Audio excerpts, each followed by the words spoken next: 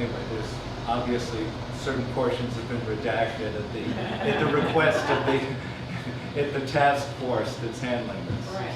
So here's the cell phone killer. Vulgar disgorging of the inane, all that and so much more. Slitting the chrysalis of privacy before the butterfly has emerged. Now it will never fly.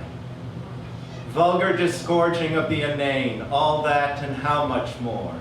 Shattering any hope of soothing my mind before it fractures and dissolves. Now all is patterns. Vulgar disgorging of the inane, all that and no more. No more ever. The whores of Babylon must die. Babylon, by the way, is capital B-A-B-E-L, and then separate word O-N.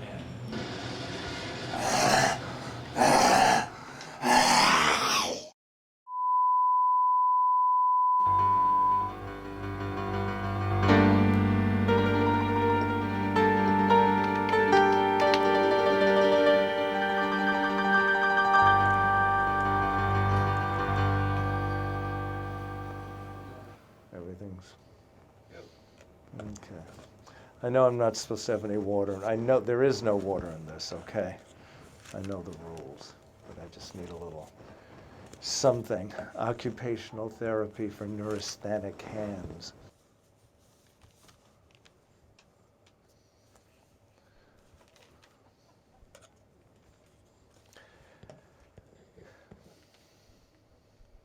It was actually right here. I was doing a show, and the newsreader read a story about a man out in New Jersey who was crossing the tracks at the suburban railroad station, and he was talking on his cell phone. And he didn't notice the train was coming, and he was run over.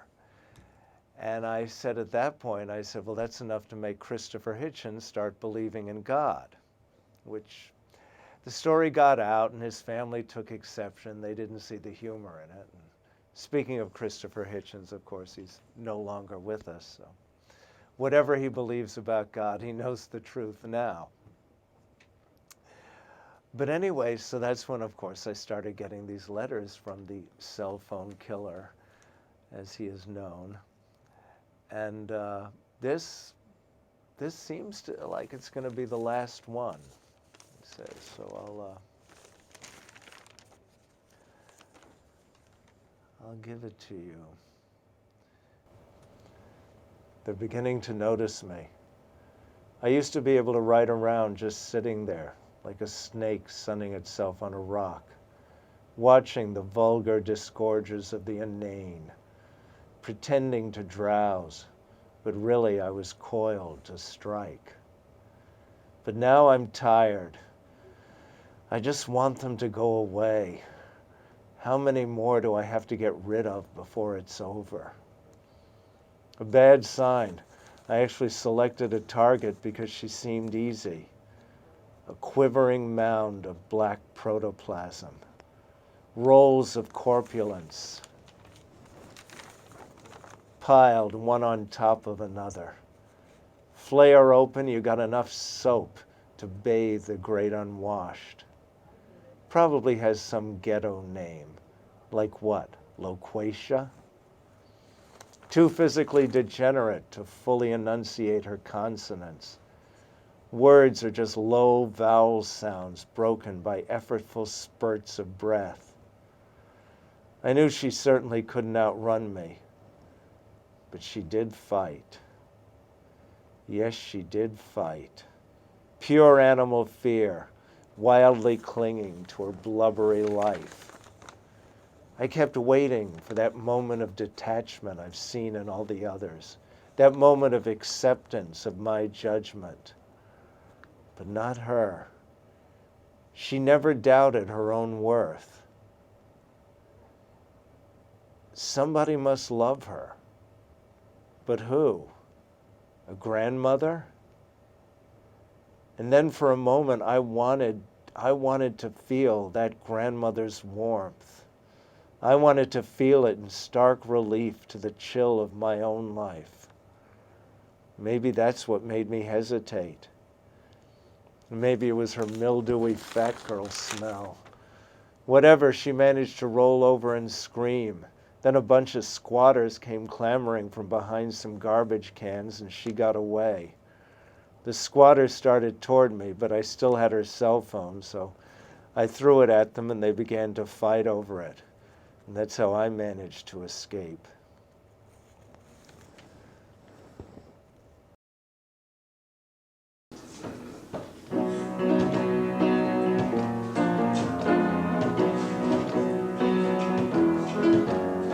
She looks hot and spicy, just like the chili that I had last night. Wouldn't it be nicey to get to know her, hug her, hold her tight? But I got my problems, the problems she so neatly avoids. You know what I'm talking about, hemorrhoids.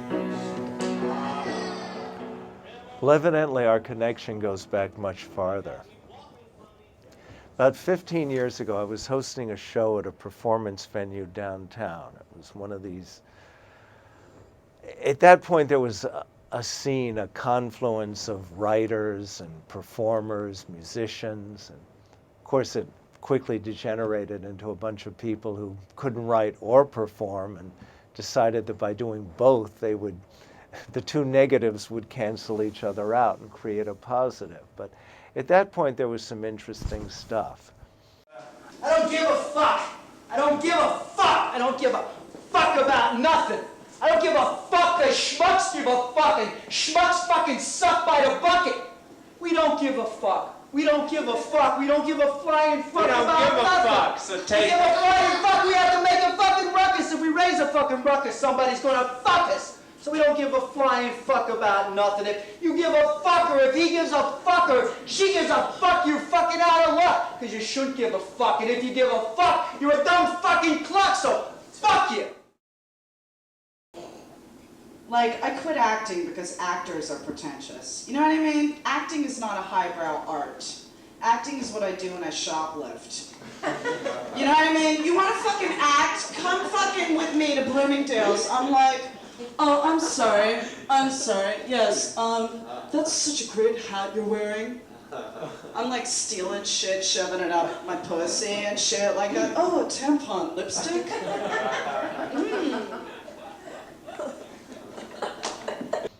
But on this one night, I remember there was a woman there. It was one of these things, you know, it happens. She was getting on my nerves, a woman in the audience. What is this? What is this with these kids here? What is this? You brought your kids over here? Who's oh, that's nice. That's nice. Yes. Oh, so you thought you would bring the kids down. Come on, show them how hip Mom is. Mom went to Woodstock. Mom's really hip. Mom used to smoke pot. Yeah, oh, now come down to the East Village and hang out. Well, that's your problem, okay? Then maybe you should have smoked pot. And you wouldn't be bringing your kids down to the East Village. You know better. It just seemed like a nice thing to do on a Saturday night. Instead of having them at the mall, isn't this better than going to the mall? I'm sorry, I just sort of, I don't know. I'm just getting at this point where I think maybe kids need parents more than they need friends, you know. You should be a parent more than a friend, although you as a parent, maybe they need all the friends they can get. But anyway, sorry. I don't mean to get on your case. But anyway, sorry. No, I'm glad you brought your kids down to see this. I think that's lovely. It's just strange. I mean, your kid should be, you know, lying to you and telling you they're somewhere else and coming down here. And coming down here with you. It's just weird. It's like I knew this guy once, his mother would change the towel under his bed and leave him a clean one.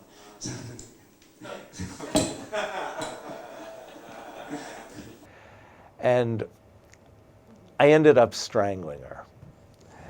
I just fucking had it with you, lady. I've had it with you. You want to show your kid performance art? You want to show your kid fucking performance art? I'll show you performance art. Here. That's it.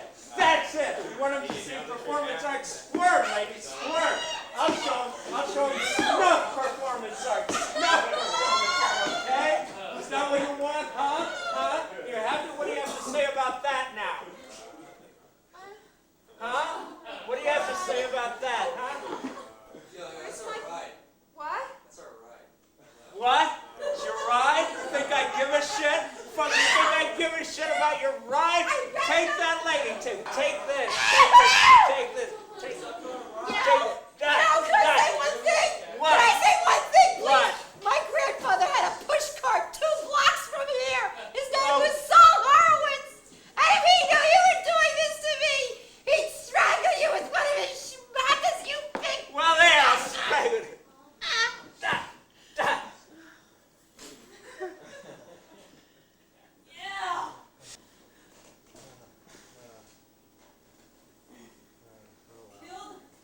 Yeah, looks like it. You should kill somebody in the audience. Yeah.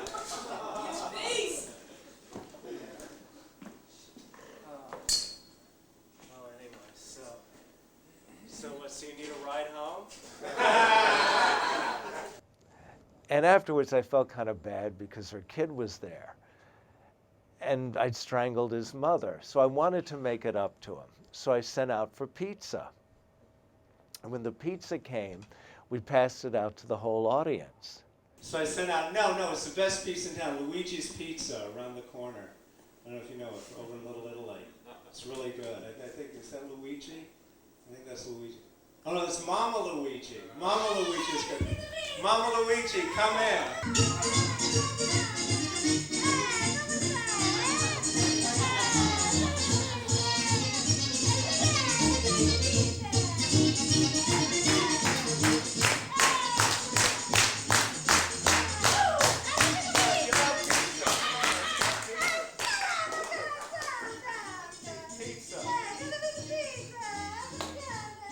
Well, evidently, the cell phone killer was there that night. And he claimed he was a graduate student at the time at Hudson Bluffs. And he ate some of the pizza. Beautiful little daughter, Celestina's making the pizza. Celestina's here. Why don't you go?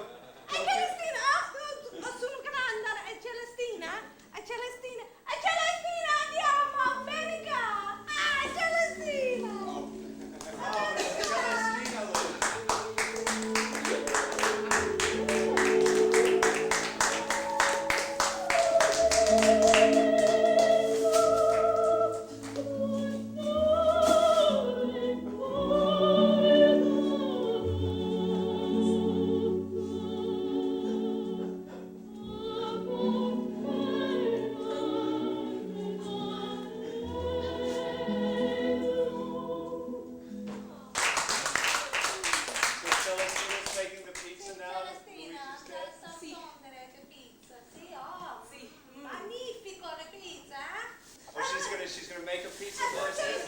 Demonstrate how to make pizza. Oh. Okay, a little pizza music.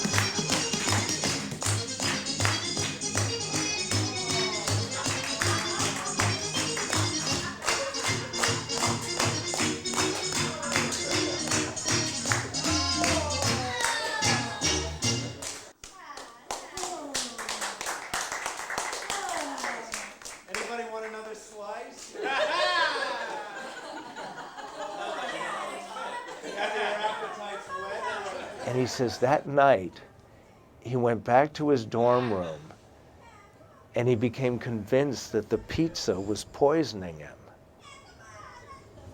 And then he didn't leave his room for months and gave up his studies, and that began the downward spiral to becoming the cell phone killer.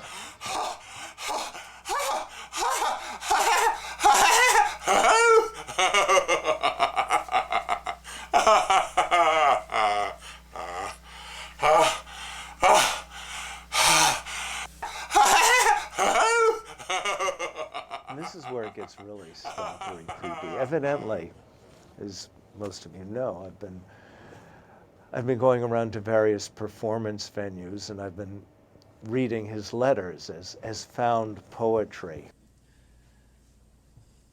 I long to escape the jangle, slip unobtrusively away. I crave the balm of nothingness, but I cannot. It would give too many people satisfaction, reaffirm their own sense of superiority. Never, never, never. I will not give neighbors the chance to cluck on the local news, cliches about the tortured loner. I will not let the landlord upgrade this apartment and quadruple the rent.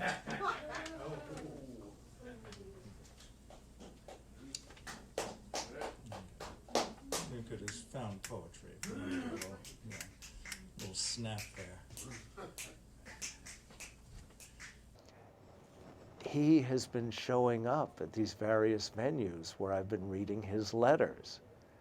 And it's weird, he says that he was banned from one of these for disruptive laughter. And I actually remember hearing this weird sort of, not a laugh, a grinding kind of cackle.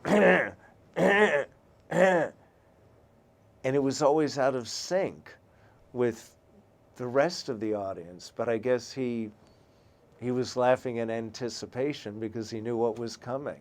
I mean, he'd written these things, right? Hello, hello. What? Words unsupported by breath. No connection to the life force. Kick them in their solar plexus. Then glory in the fullness of sound. But anyway, I guess cultivating stalkers, even serial killers, is considered audience development these days. But anyway, he's stopping because he says if he's caught, he will have failed, because people will feel free to start using their cell phones again. But if he just stops, they'll always be wondering who's going to be next. Every time they open their cells, they'll think this could be a fatal move. That's the most amazing thing about killing another human being. That look. Surprise. Even wonder. They're past resistance and anger.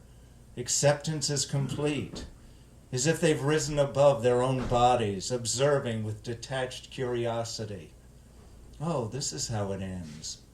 All the times I imagine my own deaths, I never thought it would be like this. A total stranger ramming my cell phone down my throat. Gide wrote, "Your dream of tomorrow is a delight, but tomorrow has a delight of its own. And nothing," here I paraphrase, "especially our own deaths, should be like the dream we have dreamt of it." I need that look.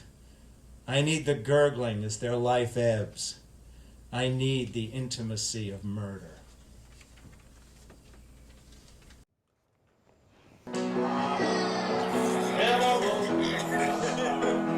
They got me walking funny down the street.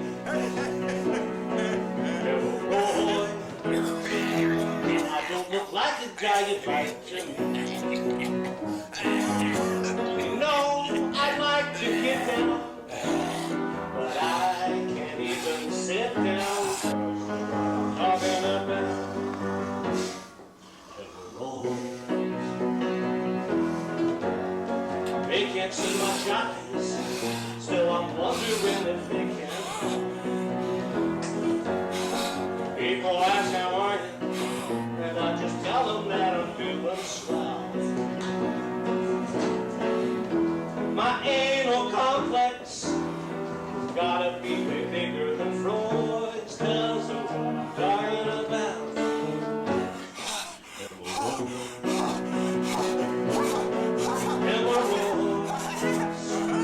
They should reduce the chance of getting laid.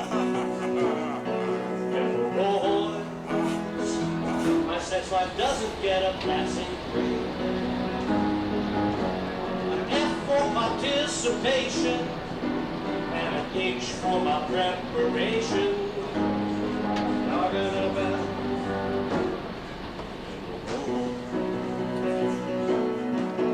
well, I know I got the kind of hot missile that she seeks, but it's not between my legs, it's between my cheeks. Ah! Yeah.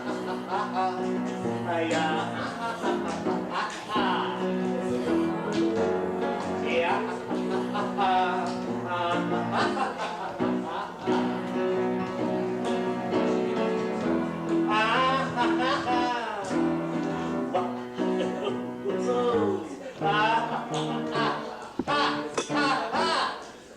Wahoo!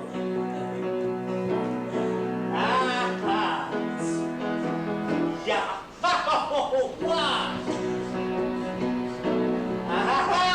Wow!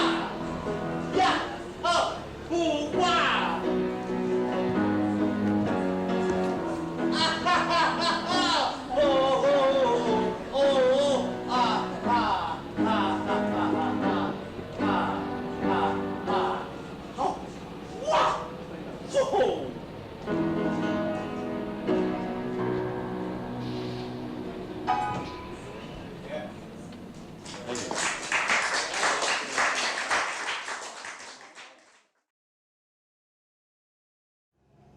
Number 7 Uptown. Enthroned on the back seat, in the middle of a Grand Shana with cell phone, is gay dancer in crisis. Fighting the tears, he proclaims, I just want to feel like it's going somewhere. I just want to feel like it's going somewhere. Over and over. Bemoaning failed auditions and romances. I am drawn into the theatricality of the scene. Can one really object when true passion is engaged? I'm almost sorry for him. His non-existent privacy zone provides amusement and even diversion and even derision from the other passengers. And his pain is obviously real. And then, coming up the aisle, spewing orders and obscenities, with harsh nasality on her cell phone, is frizzy-haired Yenta. My first reaction is to yell at her, "Stop! You're interrupting gay dancer in crisis."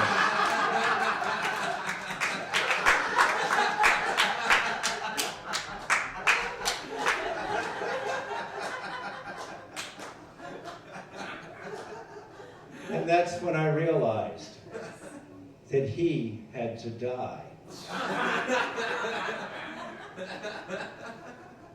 So entertaining, even moving. He had almost caused me to enter a gray area, accept him as part of a sound mosaic, an urban polyphony. I had begun to relax and enjoy my own violation. But rape is not love. Frizzy-haired Yenta had brought me back to reality. She had saved me. Like the sadistic prison guard who reminds you every moment that you are his captive. So you long for freedom. You struggle upward like the blade of grass growing through the cement, filling every moment with thought of escape, declaring, I am human. I deserve freedom.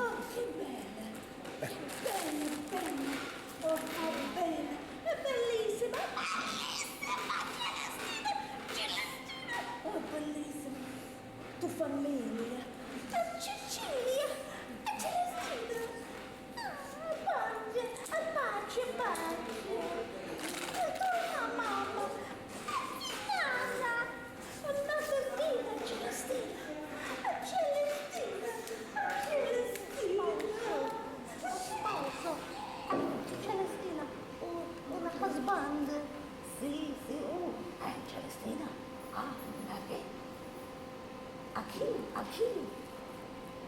Tu, as husband. Sí, oh, husband, Celestina.